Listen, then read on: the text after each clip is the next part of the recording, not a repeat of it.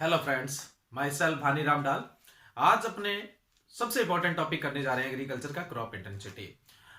काफी इसके क्वेश्चन भी पुट अप होते हैं और लगभग फ्रिक्वेंटली एग्जाम में पूछा ही जाता है। दूसरा, काफी स्टूडेंट की डिमांड भी रहती है कि क्रॉप इंटेंसिटी पे वीडियो बनाया जाए, और बाकी आप यूट्यूब वगैरह पे देखोगे तो इसके वीडियोज भी आपको कम देखने को मिलते हैं। वैसे तो क्रॉप इंटेंसिटी कोई ज्यादा लंबी चौड़ी बात नहीं है, एक आसान टॉपिक है, लेकिन जब समझ में नहीं आता इस वजह से अपने क्या है इसको कर नहीं पाते हैं। अब देखो, क्रॉप इंटेंसिटी अपने दो तरीके से निकालने का तरीका होता है। तो सबसे पहले अपने बात करते हैं भी क्रॉप इंटेंसिटी होती क्या है। देखो, क्रॉप इंटेंसिटी क्या होती है? Percentage ratio between gross crop area by net crop area is known as crop intensity. अब अगर अपने हिंदी में बात करें तो सकल बोए गए क्षेत्र और कुल बोए गए क्षेत्र का जो प्रतिशत अनुपात होता है उसको अपने क्या बोलते हैं? फसल सघनता। लेकिन हो सकता है डिफरेंस से आप ये बात समझ नहीं पाए हो। अब अपने ये क्रॉप इंटेंसिटी निकालते कैसे हैं? क्रॉप इंटेंसिटी होती क्या है, किस तरह से अपने इसको कैलकुलेट करेंगे, किस तरह से इसको गणना करेंगे, तब आप समझ जाओगे भी क्रॉप इंटेंसिटी क्या होती है। क्रॉप इंटेंसिटी के दो तरीके होते हैं निकालने के, आप कंफ्यूज मत होना। सबसे पहला जो तरीका है वो है फसल सघनता निकालने का। अपने को क्षेत्रफल दे दिया, क्षेत्रफल के अकॉर्डिंग निकाला जाता है। एक होता है सकल बोया गया क्षेत्र, एक होता है कुल बोने योग्य क्षेत्र इंटू 100। यानी जो सकल बोया गया क्षेत्र होता है उसको बोलते हैं अपने ग्रॉस क्रॉप्ड एरिया, और जो अपने पास बोने योग्य क्षेत्र होता है उसको बोलते हैं नेट क्रॉप्ड एरिया। इसका जो प्रतिशत अनुपात हो जाएगा यानी इंटू में 100 कर देंगे तो अपनी फसल सघनता आ जाएगी। अब इस बात को समझने का तरीका यह है कि मान लो आपके पास जमीन है 10 हेक्टेयर। कितनी जमीन है आपके पास? 10 हेक्टेयर है। फॉर्मूला मैंने यहां पे लिख दिया, फॉर्मूला तो आप उतार लीजिए या फिर आप इसको देख लीजिए, याद कर लीजिए, जो भी है। फसल सघनता का हिंदी में फॉर्मूला है सकल बोया गया क्षेत्र बटा कुल बोने योग्य क्षेत्र इंटू 100। क्रॉप इंटेंसिटी ये इंग्लिश में लिख दिया ग्रॉस क्रॉप एरिया बटा नेट क्रॉप एरिया इंटू 100 हो जाएगा। तो अब देखिए, आपके पास मानो की जमीन है 10 हेक्टेयर।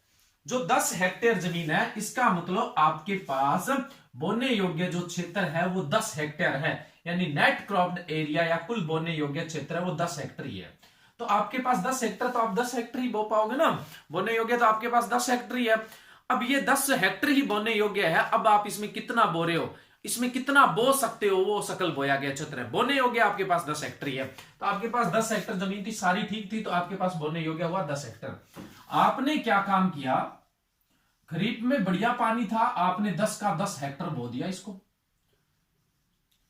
रबी है, इसके अंदर आपने क्या किया? इसको 8 हेक्टेयर बो दिया। और जायद है, जायद के अंदर आपने इसको 4 हेक्टेयर बो दिया। ये टोटल आपने एक साल में बो दिया।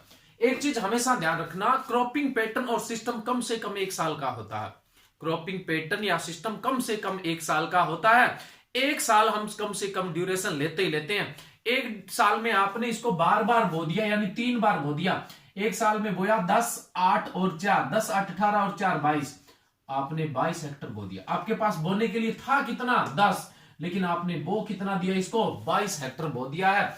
ये सकल बोया गया क्षेत्र है, ये ग्रॉस क्रॉप्ड एरिया है। क्योंकि क्रॉप इंटेंसिटी अगर हम सीजन की निकालते तो एक सीजन में तो आपने 10 हेक्टेयर बोया, सीजन की तो क्रॉप इंटेंसिटी निकलती नहीं है। क्रॉप इंटेंसिटी क्रॉपिंग पैटर्न का ही एक तरीका होता है। क्रॉपिंग पैटर्न की ही कैलकुलेशन अपने करते हैं, नहीं फसल प्रणाली और फसल जो पद्धति है उसकी अपने गणना करते हैं। तो ये कम से कम एक साल की होनी चाहिए। मैंने शायद पीछे टॉपिक बताया भी था, क्रॉपिंग पैटर्न और क्रॉपिंग जो सिस्टम होता है वो कम से कम एक साल का होता है।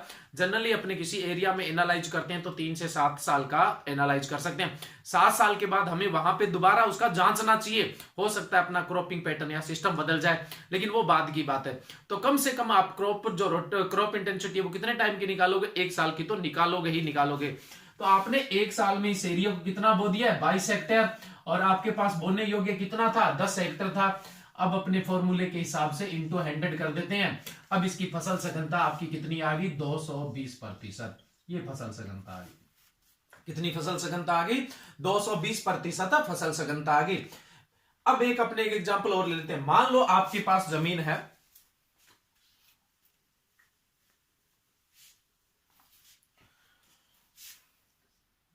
5 हेक्टेयर।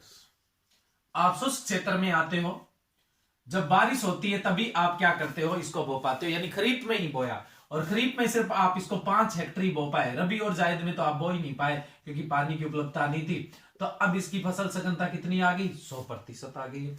तो इस तरह से आपने फसल सघनता निकाल सकते हैं। एक और एग्जांपल ले लेते हैं। जैसे आपके पास जमीन है 20 हेक्टेयर है, 20 हेक्टेयर जमीन है टोटल, यानी आपके पास जो नेट कल्टीवेबल एरिया है या नेट क्रॉप्ड एरिया है वो कितना है, 20 हेक्टेयर है। आपने इसको रबी में कितना बोया, 16 बीघा बो, सॉरी खरीफ में 16 बीघा 16 हेक्टर बो दिया, और रबी के अंदर आपने इसको 10 हेक्टर बो दिया, और जो जायद है उसके अंदर आपने इसको 6 हेक्टर बो दिया। टोटल कितना बो दिया, 16 और 10 26 और 6 32, ये आपने 32 हेक्टर इसको बो दिया। आपके पास जमीन थी 20 हेक्टर, साल में आपने इसको 32 हेक्टर बो दिया। अब अपने इसकी सघनता निकालेंगे तो कितनी सघनता हो जाएगी, 160% फसल सघनता आ जाएगी। अगर इस हिसाब से अपने देखा जाए तो भारत में जो नेट क्रॉप्ड एरिया है, भारत में जो नेट क्रॉप्ड एरिया है वो है 141.4 मिलियन हेक्टेयर, यानी भारत में जो बोने योग्य जमीन है, कुल बोने योग्य जमीन है वो है 141.4। रबी खरीफ जायद में ऐसे मिलाकर इसको, इस जमीन को कितना बो दिया जाता है, 200.9 बिलियन हेक्टर बोल दिया जाता है। अब भारत की अगर अपने फसल सघनता निकालें, भारत की फसल सघनता निकालोगे तो ये रहा क्रॉस क्रॉप्ड एरिया बटा नेट क्रॉप्ड एरिया है, इंटू 100 कर दोगे तो भारत की फसल सघनता है 142%। भारत की फसल सघनता कितनी है, 142। राजस्थान की पूछ ले तो राजस्थान की है 143% फसल सघनता है। भारत में सबसे ज्यादा फसल सघनता है पंजाब की लगभग 189%।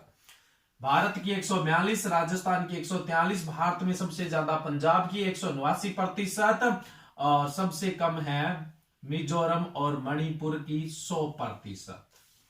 सबसे कम किसकी है, मिजोरम और मणिपुर की 100% है। तो ये एक तरीका हो गया, जब हमें एरिया दे दिया उस एरिया के हिसाब से फसल सघनता निकालने का। दूसरा तरीका होता है फसल चक्कर। फसल चक्कर के अनुसार फसल सघनता निकालना, फसल चक्कर के अनुसार फसल सघनता निकालना, क्रॉप रोटेशन से क्रॉप इंटेंसिटी निकालना। वैसे तो इन दोनों का रिलेशन होता है, लेकिन अभी एक बार अपने रिलेशन पे जाएंगे तो आप समझ नहीं पाओगे।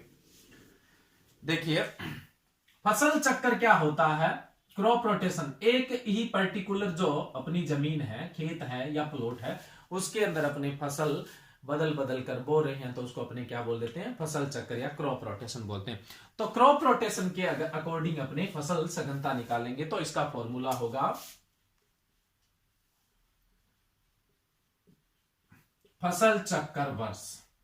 ये भी हमेशा ध्यान रखना भी, कम से कम फसल चक्कर 1 साल का होगा, 1 साल से छोटा फसल चक्कर अपने नहीं ले सकते हैं। फसलों की संख्या इंटू 100, इंटू 100 का मतलब क्या है, फसल सघनता हमेशा प्रतिशत में ही निकलेगी। अगर इंग्लिश में बात करें तो अपने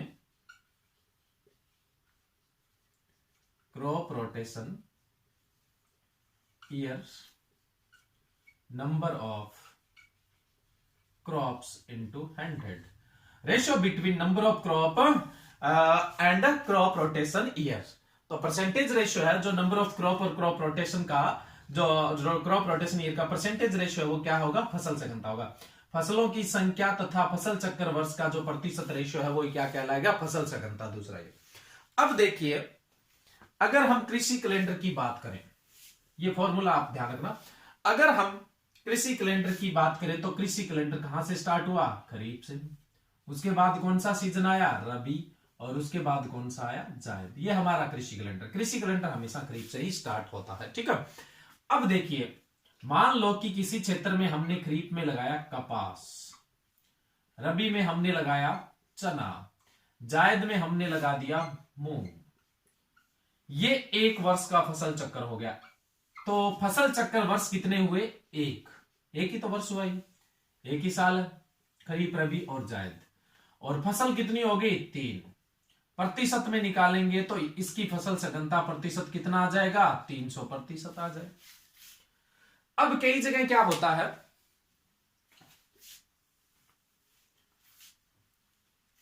खरीफ में फसल ली अपने, मान लो कपास ही ले ली, रबी में हमने ले ली सरसों, जायद को हमने छोड़ दिया पड़ता, खाली छोड़ दिया ना, पानी नहीं था इस वजह से हमने फसल ही नहीं लगाई है। तो अब देखो फसल चक्कर तो जायद में तो खाली रहेगी जमीन, साल तो एक ही काउंट करेंगे। मैंने अभी बताया था फसल चक्कर कम से कम 1 साल का हो सकता है, अधिकतम कितना भी हो ना।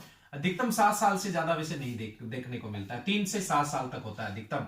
तो 3 से 7 साल तक ही रखते हैं अपने। जनरली जब पढ़ते हैं तो 3 साल का ही ज्यादातर फसल चक्कर पढ़ते हैं, इससे ज्यादा नहीं पढ़ते हैं। 1 साल हो गया, फसलों की संख्या कितनी होगी 2 इंटू 100। फसल सघनता कितनी हुई यहां पे 200% फसल सघनता होगी। ये फसल सघनता निकालने का तरीका है। ये तो 1 वर्ष का फसल चक्कर अपने लिया। अब देखो, अब जो फसलें लिखी होती है तो उन फसलों को अपने आप ही आइडेंटिफाई करना होता है भी कौन से सीजन के। इतना तो आप एग्रीकल्चर पढ़ते हो तो इतना तो नॉलेज रखना पड़ेगा भी कौन सी फसल फसल चक्कर में दी है वो कौन सी सीजन की है।